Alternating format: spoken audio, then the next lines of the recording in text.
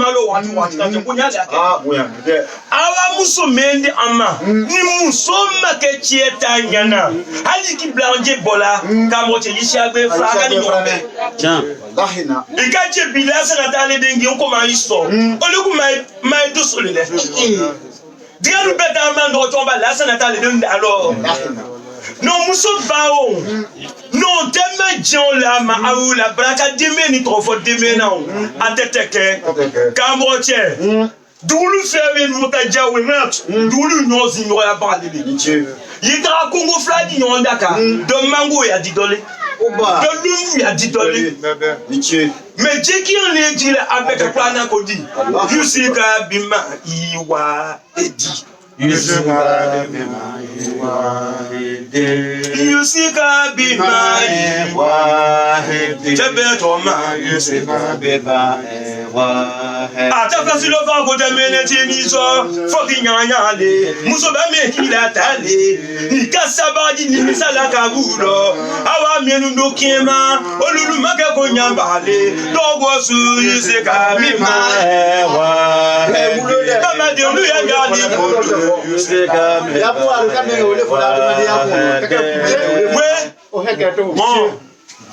Muso Rohana. Muso Ana. Uma. Ah, place d'ama.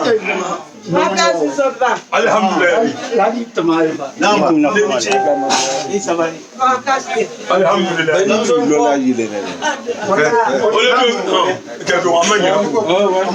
Ya Rabbi, moi je allo adwa o menyi. Adanya enfo nyamema. Na ngita ofe dumolo. Ya Rabbi ka la fin, mama ta le bula ala okanye. Abola doso menu ngulo, doso ku bebe ki ta moche. Ala ka bila malila. Ni blanc temanya. Molo anaka wure membo nyokoke. Ya Rabbi damade mele. Kaka moche sabati o nyali ke wure luka. Ala okanye. Ale yo nyali ke la blanc la ta fome ou ta braka kosola. Quand braka do dinya frulo ala okanye. Mo menu anta wure bake nile. Ile mai bola olelulo. Oluana kunya te kula fule na isowela. Singa se yedero meke koma bali jamalo ka jamadalasa. Ka braka deuro e dunya mitiendo. Est-ce que moi si sawi ko kan nimisake? Meche mezginu ni le ka fo kule ni tiele bola ko ya ke musoli. Yemufo.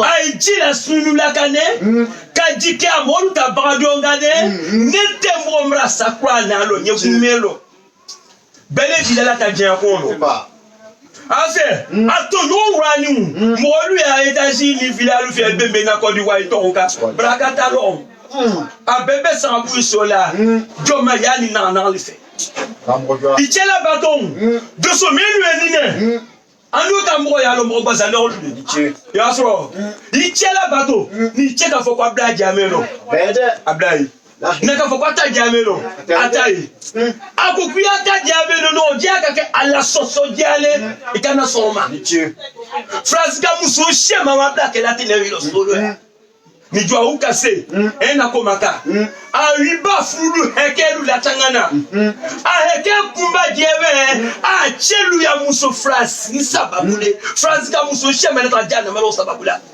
Yusika bima ya data le fala ne mota la jana ta fola yelo makuta no ta chana ala Yusika bima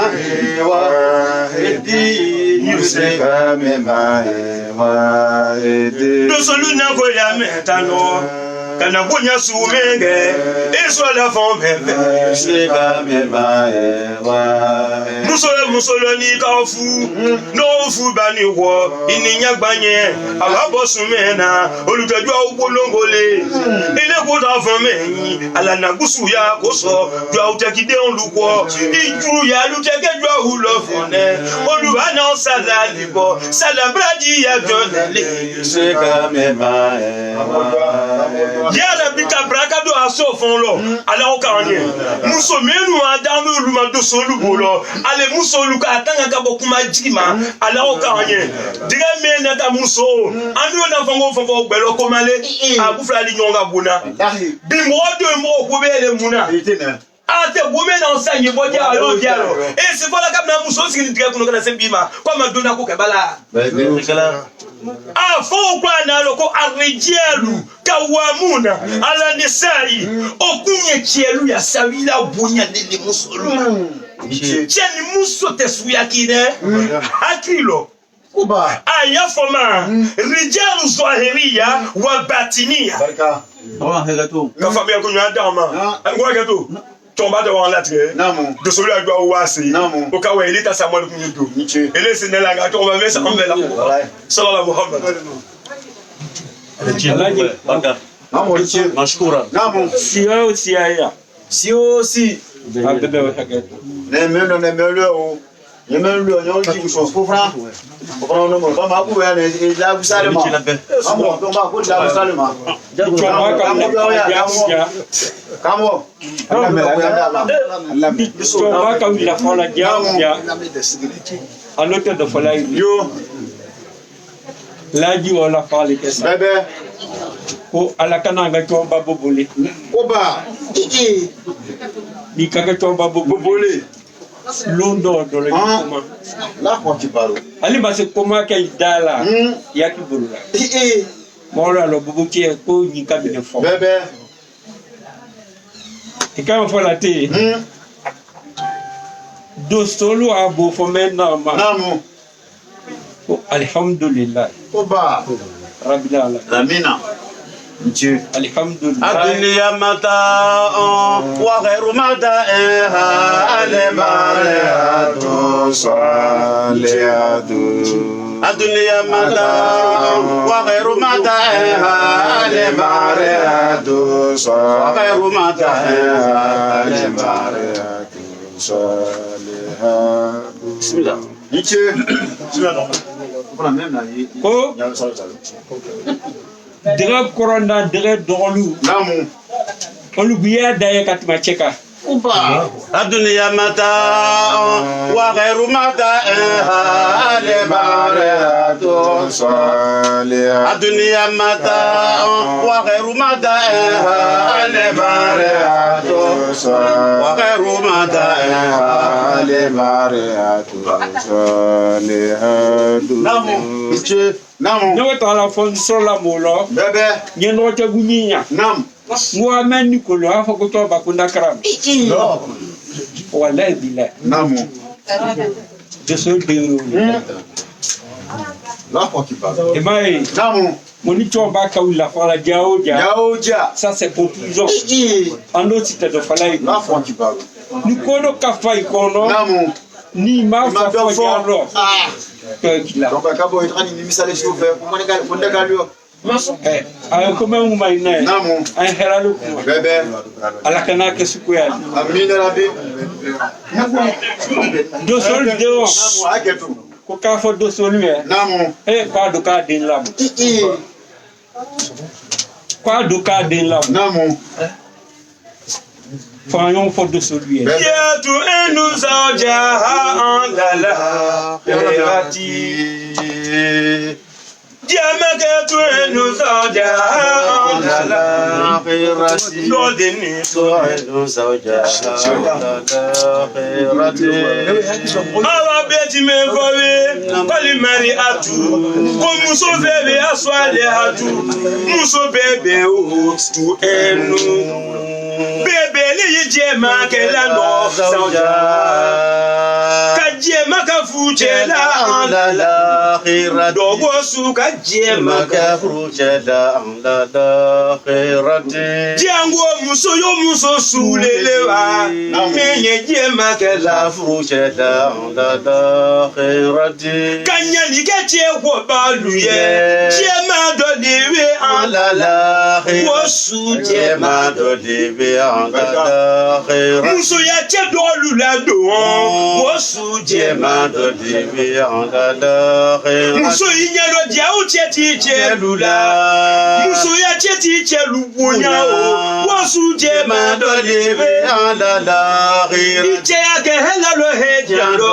wo suje ma do dibi andada chebu ibola bonongo menu no muso ibula ka wo bonongo luye kana domini bonongo luma ka jidi bonongo luma ka digadi bonongo luma ka nyama kujidi bonongo luma ayo timengela be awokela ni je ko munye munyele tinyalo sila molula ali ko kakale na fucheche ayo bla idufalo wo babala ke jalo wati meno kana do bona kana moluje besawrani ifola le ma alimariatu aswali hatu ko muso lewe muso bebe lewe bebe sutu no tu enu sauja dada ko su bebe jonewe tu enu sauja dada ye tie sutela ye wati lo pamana so wodi suteli wadi hela ko su bebe do dibi dada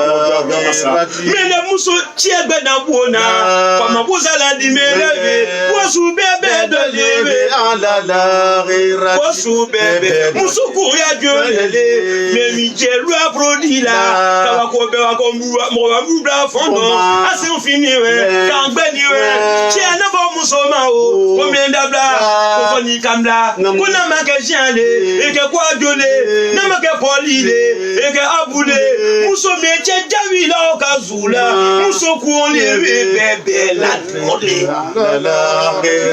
muso ko lewe bebe la tole kuma ka do muso me na fu cheche be ya kuma ka metoli sabare wosu bebe la tole ay nyamalala muso ko lo wosu bebe la tole ade so la sanatale de ujuru ya dola shaka de ujuru ya dola so de ujuru ya dola no blasi ya lo bebe tole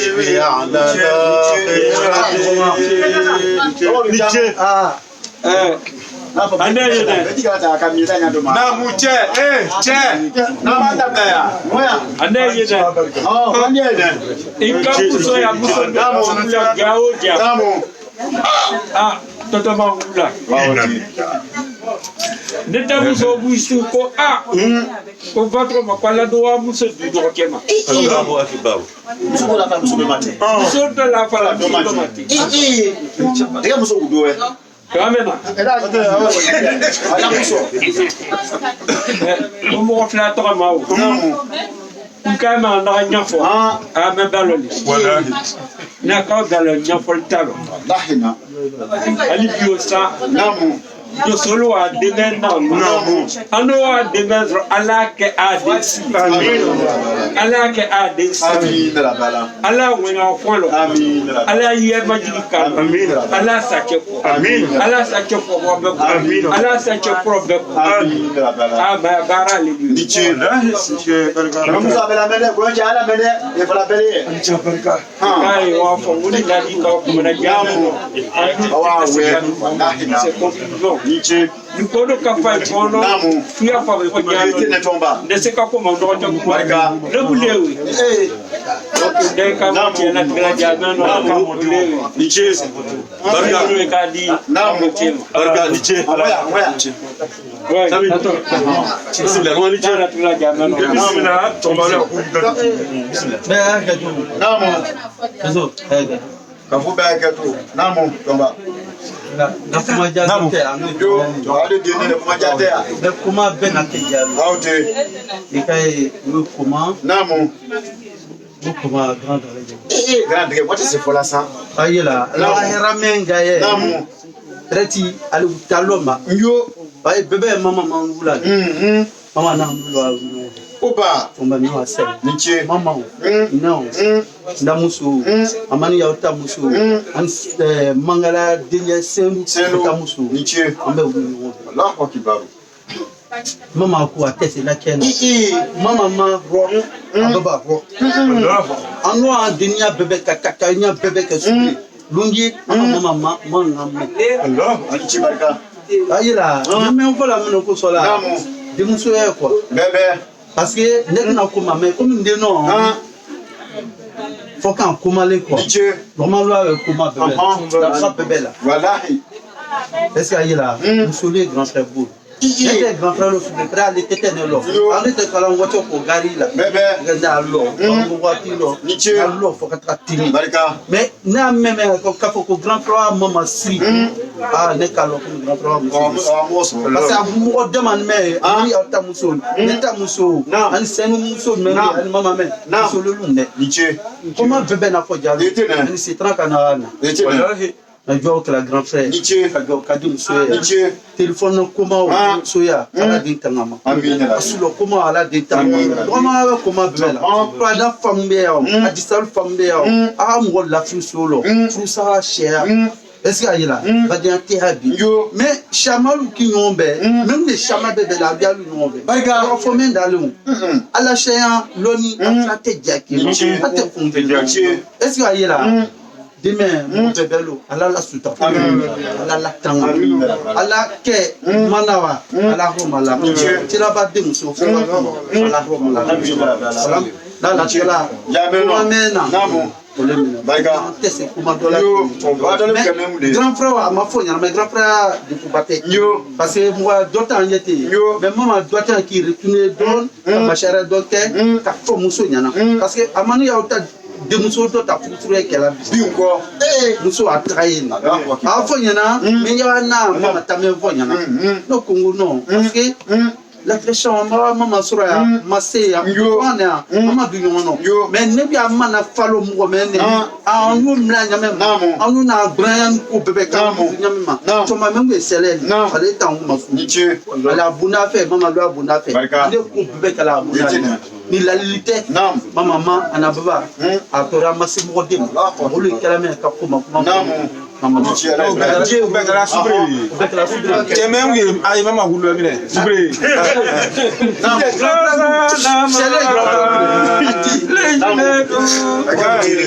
Diga ta ma ba de muso.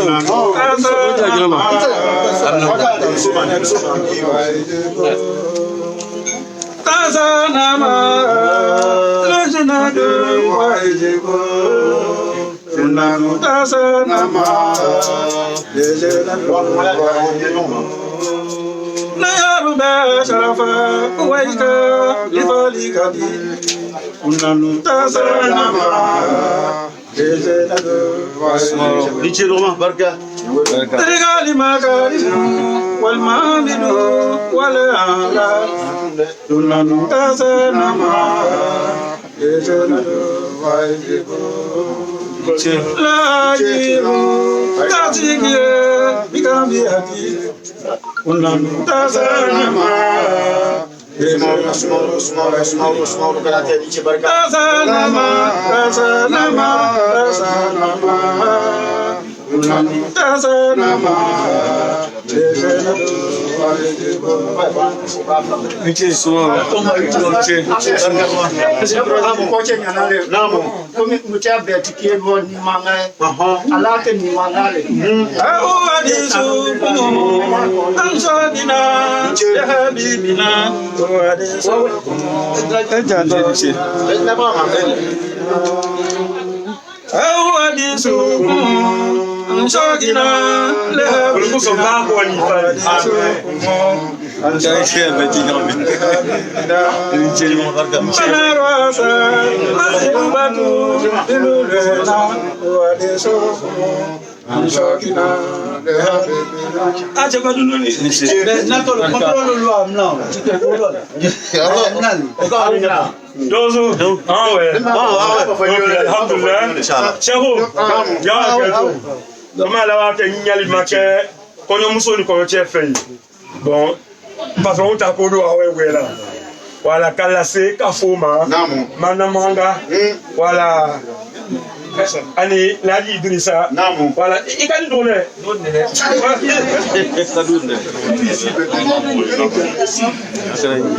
C'est un dosso. On est à travers la enquête. Enfin, il y a Yohana Sou.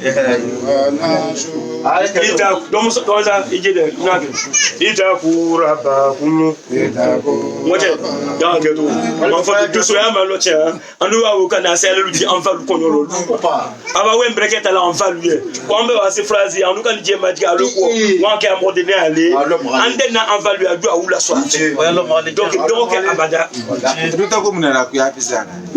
On va pouvoir wakati adolo. Ailo ko munera. Ngo chomba je do asinyale. Ya Yohana su itakura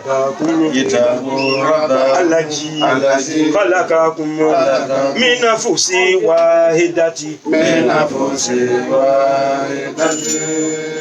alaji khalaqakum من نفس واحدة alaji khalaqakum من نفس واحدة وخلق منها زوجها الذي خلقكم من نفس واحدة وبث منهما رجالا كثيرا الذي خلقكم من نفس واحدة والنساء واتقوا الله الذي تسألون به والأرحام الذي خلقكم من نفس واحدة إن الله كان عليكم رقيبا الذي خلقكم من نفس واحدة Fusiwawe.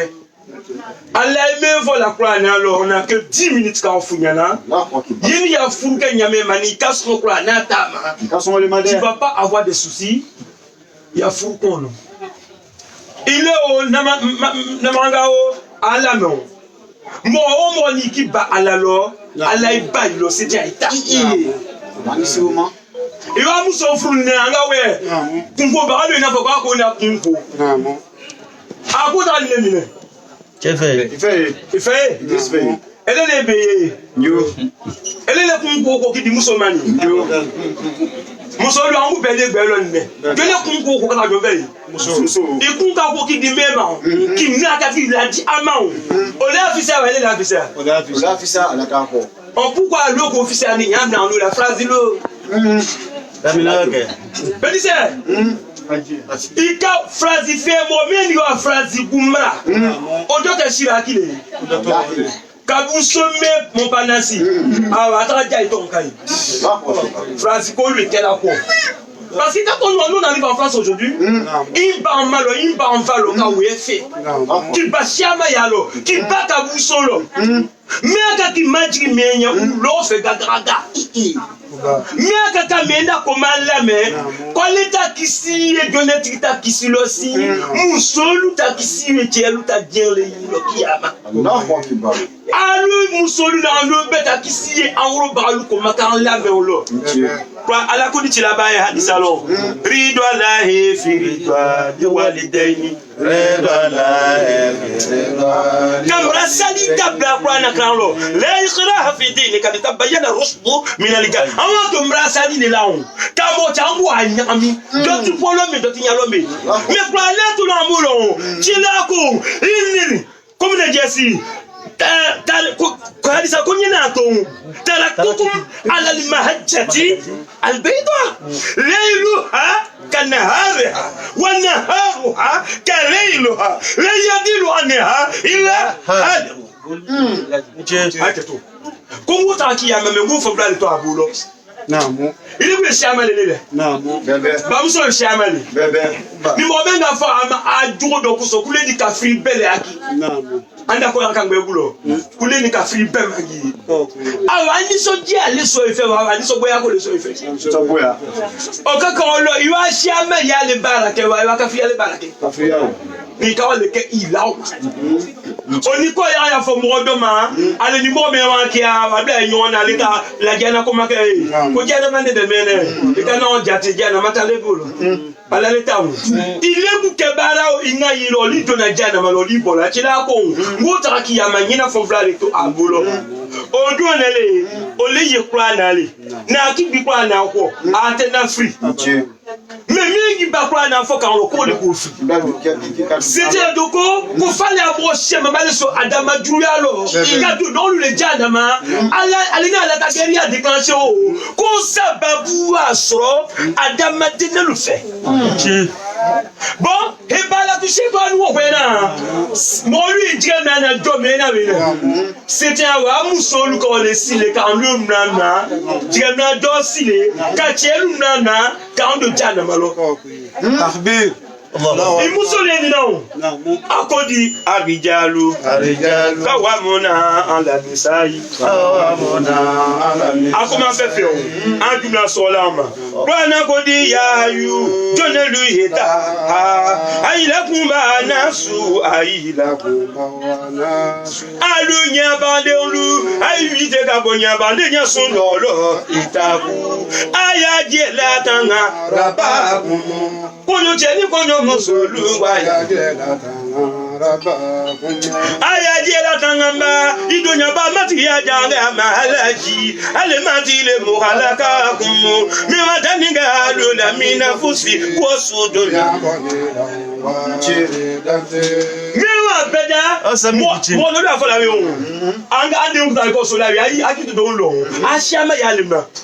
Ko de olu boni ko wo di si boni homo sapiens sapiens le. Me no le ko ke. Ko boni e bosu ya do le lu lo. Ama ta ni la via le ka ni la via le ki le ti wena. No na ka. Bwana haya me no dia da. Ko ma ta ka bo mana wale lo. Anivada malo. Mana wa.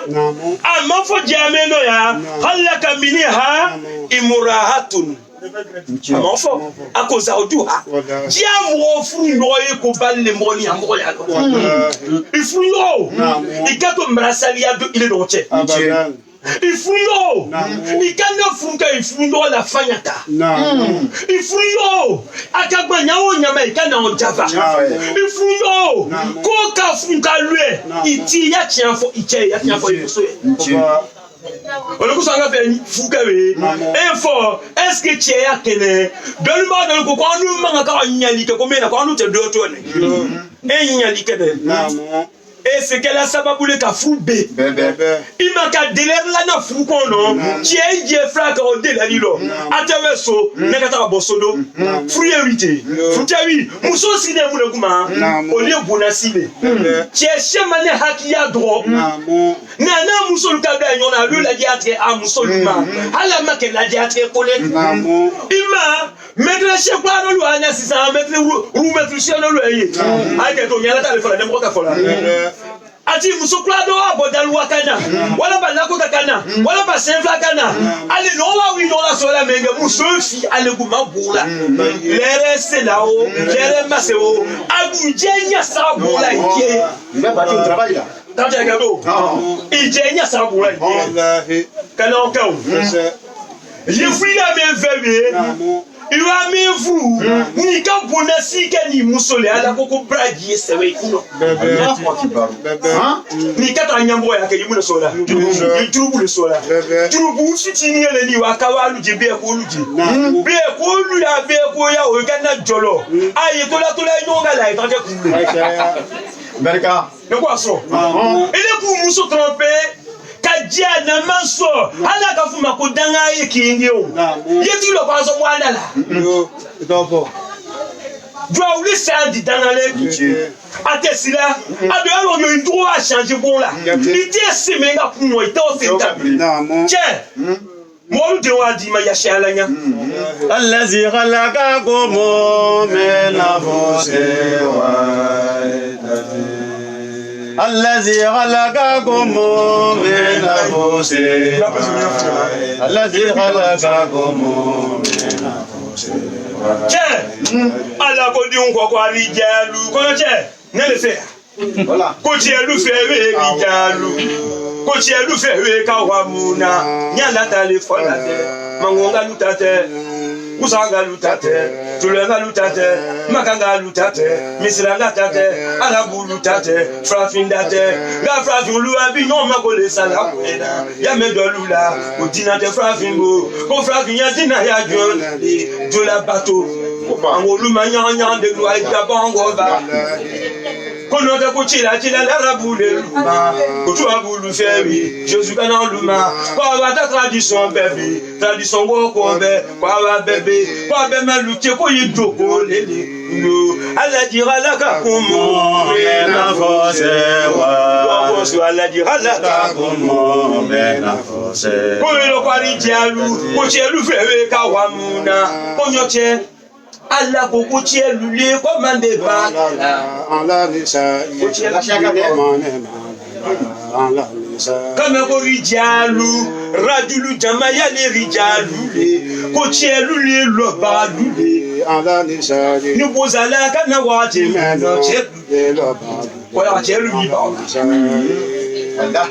na so mo bo kana se nwo abeni no ka we budufa yade odo check tamrango pedi se na ba ko kra le gulo na bi ka shoma yelo ko shona mege ya to ko aka kola ala o fo wa ti no yana vero bo kada le muso no ka mo che o chele na ba muso ya cheki ko mo che ko na ya ko se anene lo na bi ta o te blasa agbe fa la ko e che na muso le Allah zira la kakumu mena agala ke e chele na muso le Allah kakumu mena fose wa Allah kakumu ya to an mo muso an bula na do so nebata o alega wala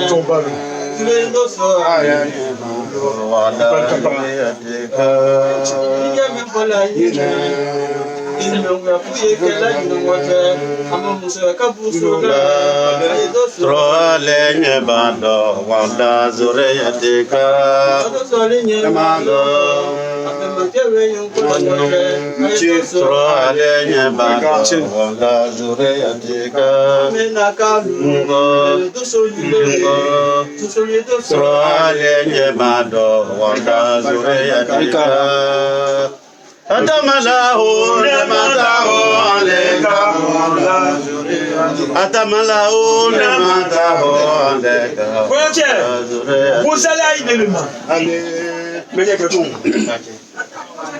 Mbalo songo nazongo boy idelema Muso me mufta fela bo Obe idelema Muso me ka janga losro kala frake obe inelema o le beton arijalu kawamu ne ko onsro bamso wati de nake kalu bete diala mo la tomba c'est srela financièrement moralement physiquement avec tout naka na sire financièrement long we tiende so la bolo du non so la lobby wala babala lui sénateur wala bagule mangene ate c'est la balade de la bientôt ça la souya so là toi tu viens en seconde position maintenant OK là tient le l'autre ikamrolu die idie mana kumolo itie mengela ni benu ale musoye ni kana bene naka ke muso die role muso haki mane die mati bale dunyani bate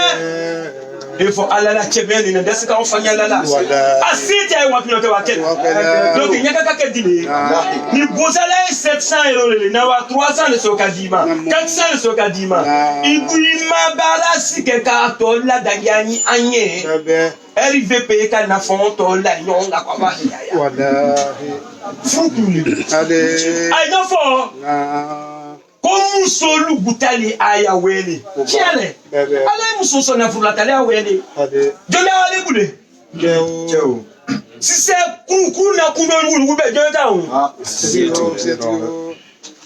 ima fu avec la ninaun ima ngoche dire ate kun alo na te jamu nyina je kabulo kiyama kile ki kuyana alu fe na majani ichefe wa bi voilà non n'y a pas na tale fola makote mokotala bebe na ka histoire le buko koka jolo na masa o mente akawali ke ba ni na la encore mais dina mo brasa on kadi yaso kadi kaso wete mo sibo bebe kwasanye kasange kiyo lo ali kasange o tumole ta do e makabulo na ala wa ka ibunya le koso pour imma branka na dugulo Imakiki, Ifakiki, dans les Balouana, Kumba Suluana, Kumba Afrikolu, dans les Basou, Koa de Solo. Il est à Dieu, il a parlé, mais il tient les.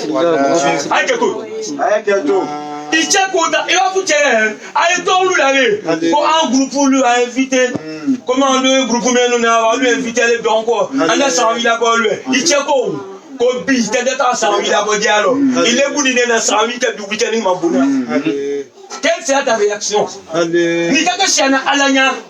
Ni kaka shana saya pokonya. Il tient mes voix. Il est là, il est là. Ni kabo.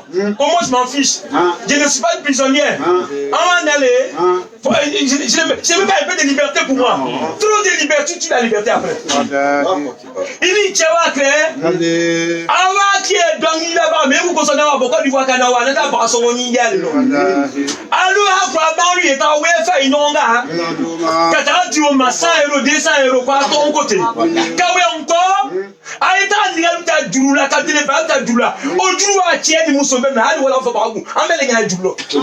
Voilà, laisse Yambo, Mariramba, voilà, Jimon Saifo, laisse Yambo, Mariramba.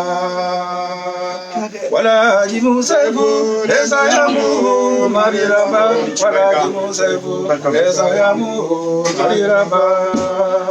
Wamatiatu abada ila alika tadati matiatu abada ila alika aidati awalu kanu mizida kulisani mizida kulisani mizida kulisani bila amali wajahu mujalati kodu bila amali wajahu mujalati wainama kodu bila amali herahu mujalati kodu bila amali herahu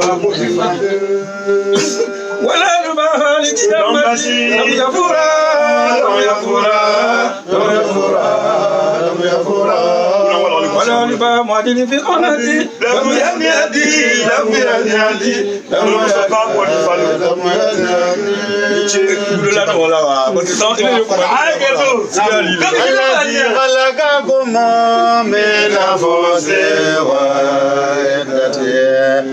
الذي خلقكم من نفس واحدة الذي خلقكم من نفس واحدة. Donc il est mousso, il va dans 100 autour de lui là. Il va dans des passes à bien commander autour de lui. Turuku do tabe na mo mahali kia mahali ke fe dufele. Wa sa fi sabila mbuda lelo. Yalo ko boya ko tinto timo wakane. Wallahi. Ala ko du tabe na o se dufele ka. Allez. Le noir à côté. Amène chez nous de. Donc Mousso kana du mezo ya fuche. Du menena. Allez. La sa ya ko tawo. Ni ne ki do iche manati kungo ya lo. O sa la furugu male bukaba. Suka bokala kabuso la ya meton balu la ko mo me du kakela. Adam ne vede. Sana ni ko che ya comment faire? Anati ongba ke. Anati binaninke. Joni afola ko du mende sabara la ko anda osala. O na fa do ya voti ongba ale. Soukala lo ki amale. Bisu ya duma sala. Anin deni ne sans le bouja sala. C'est dans la bada. On a mis dans la. Sans le ko babe de ata. Ti e ko yelo. Ko e ko lata ni non. Ko nya bebe to ko ni ti direct bula. Yo wa dika se nika shi asunta, shi aganta. O ya fisa mo ma shi asun ko wa. Ah mais faut faire fondé. Chama ya Kenya le wa chama ya keta. Che, imuso kana sikomo la. Ikana gbesi anyalo. O ramu le chama ya dinalo. Ko ya cheka fi ba muso lo. Ya fa ko ni gbesi kwa mo be nyata na boy fe. Age. Ango si ko no duwa gari mami. Chila ba ko la ta dubri bu ima Allah. Ala do muso lo ka na gbesi. Fa la kana box se inyalo. O ju ta mandolo. Wa we. Et puis en plus il y a beaucoup de gens qui ont dit non. Mais nous étions à la soca, avion, on a barbecue, j'ai un gars là. Aïe, là. Il y a la téléphone, ne m'en fais pas. Avec Djangrani na mangonye. Avec Djangrani na mangonye à Dabla. bɛte jangra nyina awa nyina amma na ngwa musolu e ka ni musoto e ka biye ka kata de e ko ta bala mege e weje ni muso bi ata ka benye na belo yi nie me fruwa balole nie ale tawe ala zi kala ka ku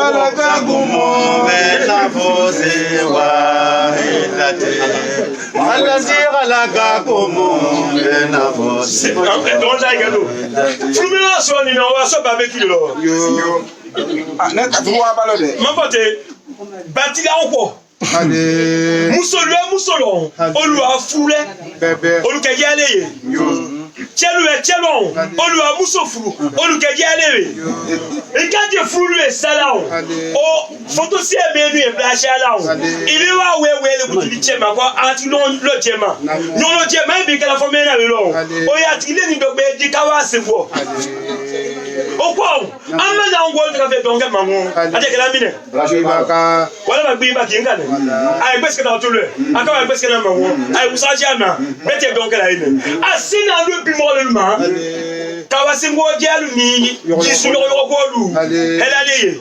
yo kamoche ni jianga ka do muso ma bra be no ile bulo wa ma chaso ji ka ba me wo ti ade tu do la ala do ji asite ru gbe menge ka bo ba lu janu gbe la menge ata la ba ku ngondalu ni dingle lu ko bebe ele ata ni muso le lo di ame no we kata ke feti gbete ba kule kamoche ile me mo ko fu abolo yo fu be ju le ye wa sha bali siranga ay to afru ni nyaay lo da ko ko ni so kade we bali siranga lu fe yo nyala ka le fo bali siranga lu fe yo na mi da yusufu ma de to o wa do chele o na mi da yusufu ma de o bo bebe lo am ko lo bebe sani na mi da musa bo wala na dialo ale amadu ke akoke amatolani bato akoke kamo tienda nao namo akoko wa bara menga tanne kwa machenya ala kodi kwa inova ka divido aka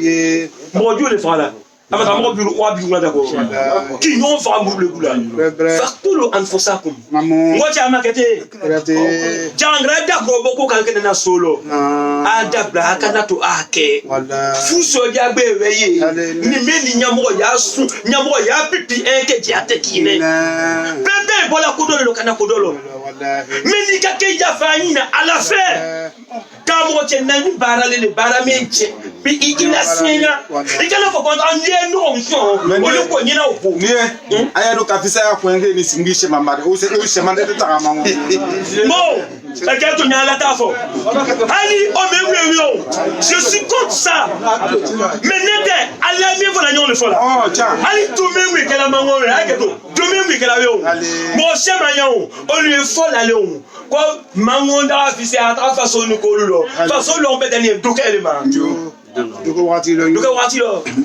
jangrani jila wati lo le jila ba Muhammad ali sallallahu alu fa ko jogi Muhammad na kale kamo che tu kebe sabani gebuo te kaba kono jila na wati meno shiaba ya gbe mako jila na nya bebe kamo che jila ai foku de wi ata obati la ngejaro obati la me kela bi o dina mandoko ko le shiaba lu brule ani Sovi kasa e fala me lo kana gbefe ke don ke akaw namo renyina mbo menye nanga dunu da ko kana ta na leki ama ko chema lu anu ta lasina dulo anu ta moya e fala dile landa alo aka ketine na landa ni ala ta landa mati nombe du e kedi na lu ko shama de ande masado lu jewe ye ol gwa tubi awata heji ni ko beke a je te fe sha ko me de chadwe a to ya follow alewa we say yakela alawa ji alima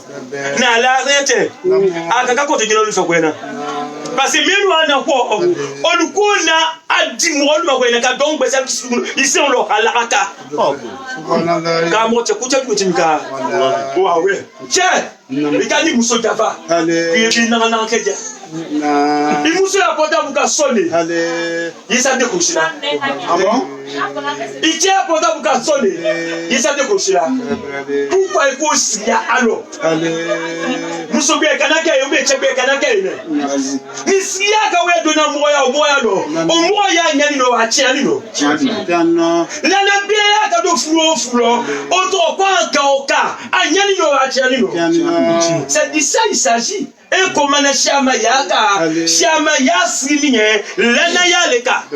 Cheba vei bota hakino yanya. Apoda pour la sonner, amuso atata. Et quand amuso basi. Imanene, amafia pour sa confidentielle, c'est mon portable. Vous le là. Kamotel. Ala inona. Na kala inona.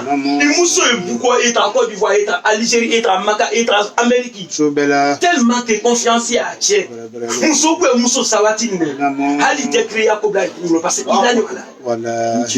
Mais il est kanyine muso ya nana ko ma. Iche ya nana ko ma. Ika en fulu de salade li mene. Muso de lui mruti.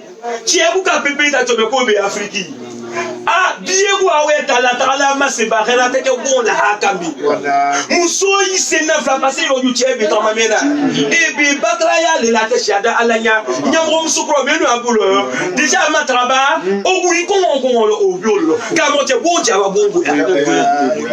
Allazi khalaqakum min anfusikum. Allazi khalaqakum min anfusikum. Wo suwa yuma imurati o muso lo harajati o muso donya na bo mi beti zaja o muso donya na bo mi beti zaja ko de le wa mo bla ni ka de muso misala fuchela munyeke la nati ali malaikatu ata sibia la nati ali malaikatu Tarijian, voilà, Sinéune. Ayuma imurati, muso le batati, oyasi sulo, wasauja, ale muso flute o gadibanu, on veut fâcher fondé, en l'air, auto fâcher fondé. Ah, non, c'est le binete beitama. Muso ka ofo la dialo. Ah, tu es fâché n'yasi affaire. Foukou ata donge dia dolulo ana on a 6h du matin kasaki nous sama ko ko changement de bekela jusqu'à 6h du matin tu es dolulo yo luta ko beli weekend le guma ka mo je sali muso yana et to café mi ali ko ala bi sulo fo de lo salon ati mama fa ani na bonla café do malaja asulo be muso lo akote ni mo ti che kana so si ko ya longo bi anati ali malai katu meka luye danga ke ale musola hata tusibi meka luye danga ke ale musola cité bana ko lo ya yu dona luye da aina kumba nasu alunya bande lu ita kumba lu hijada ati ajanga nyalasi matile mo halaka kumu me wadanga lu la mina fuko sudo nya bode nigre be wagalaka ala le wada nigre sauja mi wada nigre beta musola mi wada nigre beta musola kabole nigla wabasa ala wajanya nigre rijala chalula kasira cheshe mambalila la sanata le de cheshe mambalila kabole mo felo wabasa ala wajanya nigre nisa musolula kasirata Gosu musolula kasirata gosu muso shema balela mini homa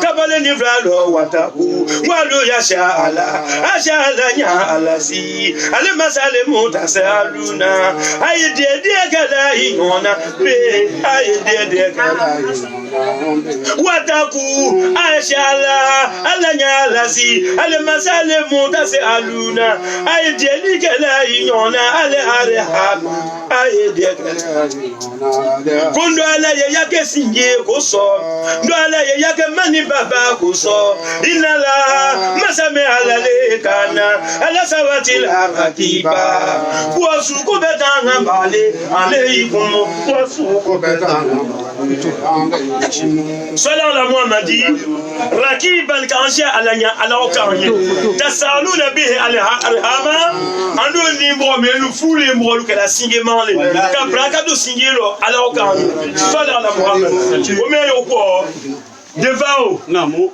akoko 2 minutes de ama et double na kaboka na dinsa Kosha dit Kosha ayama kon non wa mi ba ta di logu to ba le bismillah ayibu attends ayakato bro le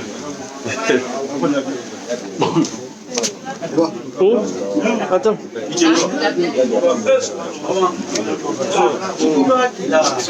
on a